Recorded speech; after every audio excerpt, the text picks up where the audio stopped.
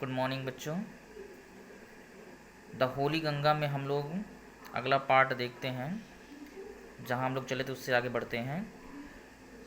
It reaches the plains at Haridwar.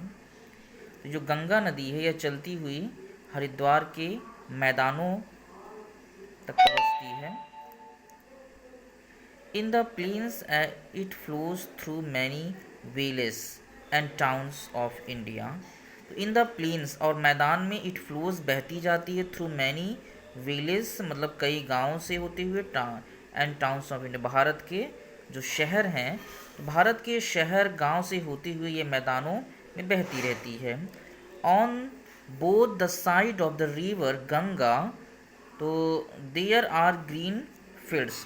On the both side of the river मतलब जो गंगा नदी है उसकी दोनों तरफ देयर आर ग्रीन फील्ड्स, हरे भरे मैदान है। गंगा नदी के दोनों तरफ हरे भरे मैदान हैं।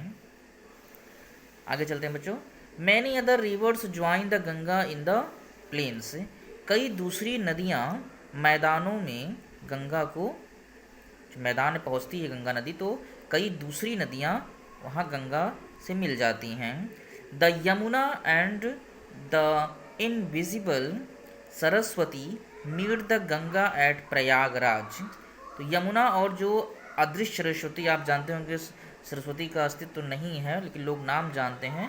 तो इनविजिबल सरस्वती मतलब जो अदृश्य सरस्वती है ये एट प्रयाग मतलब प्रयागराज के में जो है गंगा से मिलती है। मतलब यमुना और अदृश्य सरस्वती नदी प्रयागराज में गंगा नदी से मिलती है।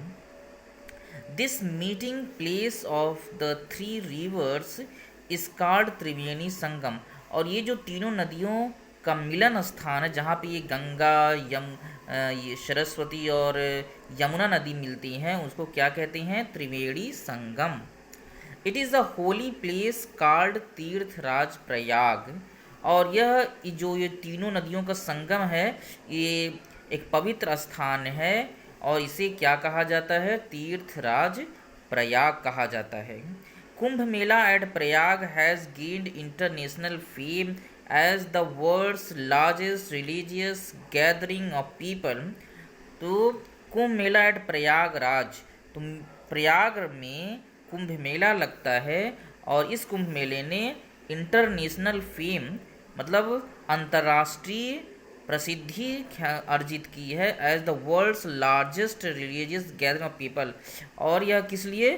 जो लोगों, जो वहाँ पे लोग इकट्ठा होते हैं, भीड़ इकट्ठा होता है, दुनिया का सबसे बड़ा धार्मिक भीड़, धार्मिक जो लोग इकट्ठे होते हैं, इसलिए इसने जो है पूरी दुनिया में प्रसिद्धि हासिल की है। Many Hindus believe that taking a holy dip in the Ganga can purify a person's soul of all past sin।